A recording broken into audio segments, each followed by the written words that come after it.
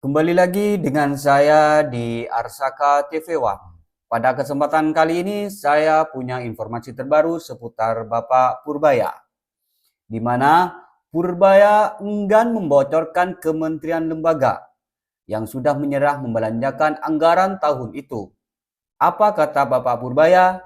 Itu adalah rahasia. Nah, bagaimana kelanjutan dari informasi ini? Mari kita simak video ini. Mending yang kalau dari Bapak sendiri ngelihat lebih mending yang mana gitu. Terima kasih. Kalau untuk saya mending nggak bayar saya. Cuman gini, itu kan ada kebijakan pimpinan di atas, presiden dan lain-lain ya, diskusi. Sepertinya kita akan cenderung, ini belum putus juga, kita akan cenderung membayar jalannya, itu infrastrukturnya kan. Mau rolling stocknya bukan kita yang itu, mereka yang nanggung. Cuman saya belum mendapat atau kita belum sampai kesimpulan titik terakhir seperti apa. Makanya saya bilang kalau nanti mereka diskusi dengan sana, saya ikut, saya mau lihat. Jangan sampai saya rugi amat gitu. Tapi kita lihat yang terbaik buat negara ini. Nggak puas? Tanya apa lagi? Cukup ya gitu ya, kira-kira gitu. Jadi ini prosesnya masih berjalan.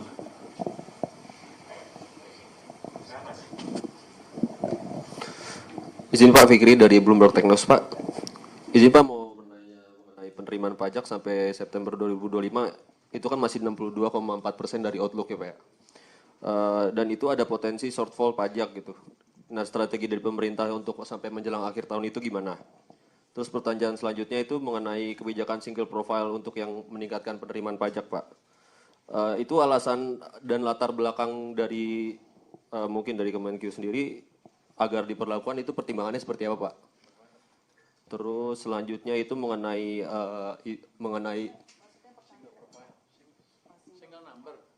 single profile itu ya.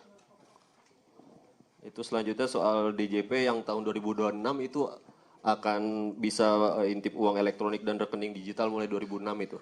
Nah itu tanggapan dari Kemenkyu sendiri itu kayak gimana?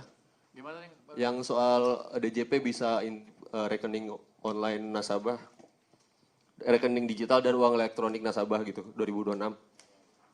Akses ya seperti itu. Itu tanggapan dari Kemenkyu gimana dan apa itu dibutuhkan lah untuk saat ini gitu. Manfaatnya seperti apa gitu-gitu. Terima kasih Pak. Tadi yang pertama lu nanya Mengenai lupa gua.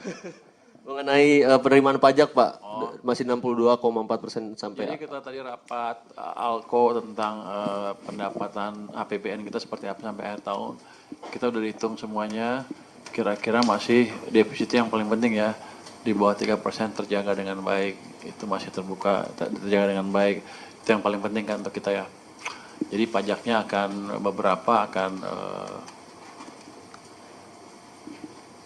ada beberapa yang belum bayar pajak secara penuh akan kita approach, kita datangin supaya mereka bayar pajak tepat waktu. Ada tadi juga beberapa ratus pengusaha yang belum bayar pajak tepat waktu, kita akan kirim surat cinta juga ke mereka supaya bayar tepat waktu. Jadi segala effort diarahkan untuk yang belum bayar pajak pajak sesuai dengan aturan.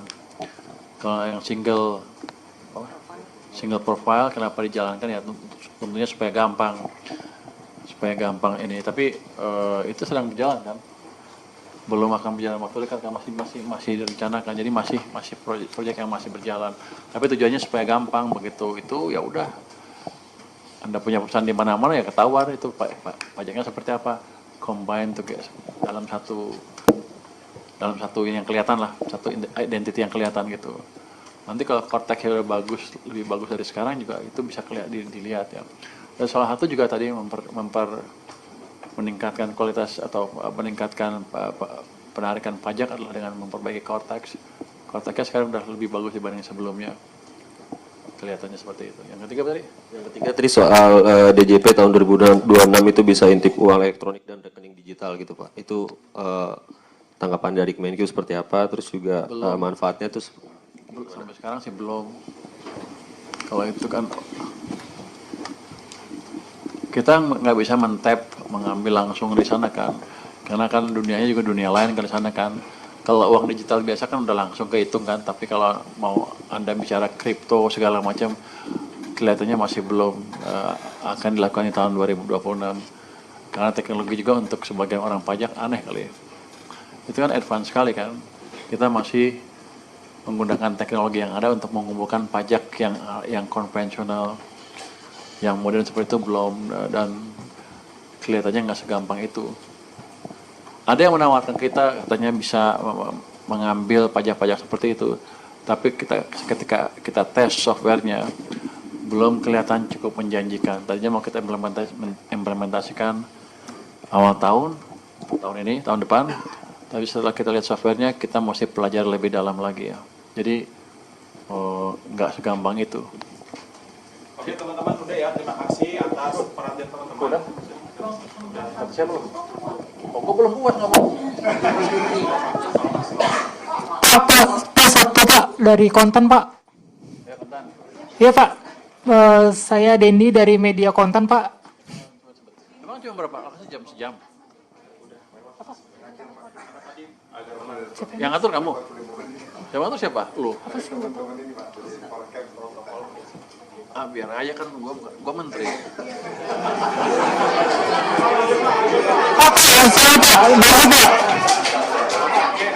Mau atau kau pinggir dulu.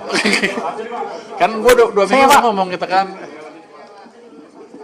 Selama belum Pak, saya Dendi dari Media Konten, ada 3 pertanyaan Pak. Yang pertama soal update pengemplang pajak Pak. Yang dari 200 penunggak pajak itu realisasinya sekarang berapa ya Pak?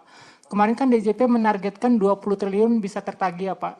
Apakah ini bisa tertagih seluruhnya atau bagaimana Pak? Terus pertanyaan kedua Pak soal serapan belanja KL Pak. Apakah sampai sekarang ada KL yang masih serapan belanjanya rendah Pak? Terus untuk rencana realokasi ke anggaran MBG ini jadi atau enggak Pak? Terus pertanyaan ketiga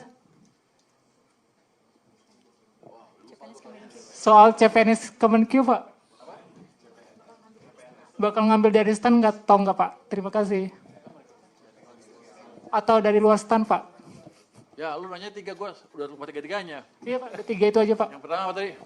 Pengemplang pajak 200 penunggak pajak. Itu yang 200 orang itu, ya kita kumpulkan terus kan targetnya 50 T ya. Tapi itu kan nggak bisa langsung kan, ada yang dicicil segala macam.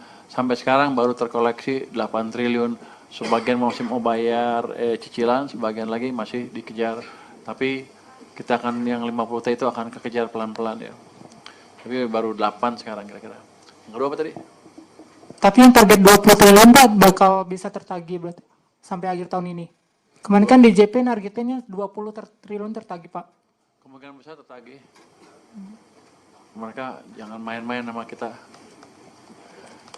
Apalagi yang kedua? Soal serapan belanja KL Pak. Serapan belanja KL sudah kita pelajari kan masih gerak nih. Cuman rata-rata masih sesuai dengan rencananya.